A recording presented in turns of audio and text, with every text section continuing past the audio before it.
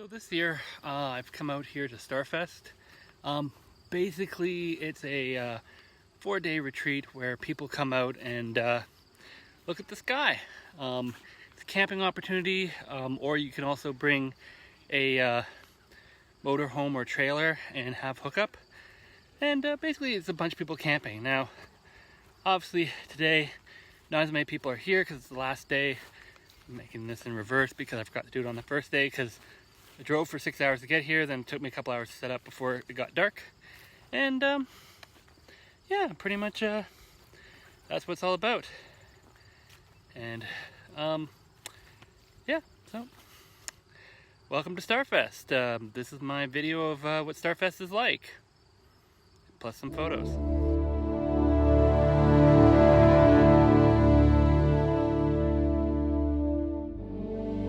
Starfest is run annually by the North York Astronomy Society and is located at River Place Campground north of Toronto. After dark, it's a red light only, and they provide an electrical power grid for running telescopes, etc. over the weekend. My purpose being there for this weekend was to do astrophotography, so at the end of the video I have a selection of some of the photos I took at Starfest. I go, woo! So yeah, there's a bunch of, how do I do that? Down, up. Yeah, so there's a bunch of clouds right now. It's supposed to clear off later today. Obviously we care about it clearing off rather than at night than cloudy during the day. As long as it doesn't rain, we're pretty happy. There are lots of talks during the daytime on various astronomy subjects, some of them quite in-depth in the main tent. There is also a food truck on site, open late for those 2 a.m. cravings. Also nearby the campground are a few restaurants that are more than welcoming and provide a variety of food. As nighttime approaches, everyone turns to their telescopes and the excellent horizons. It is quite a sight, and you can definitely check out other people's telescopes with permission.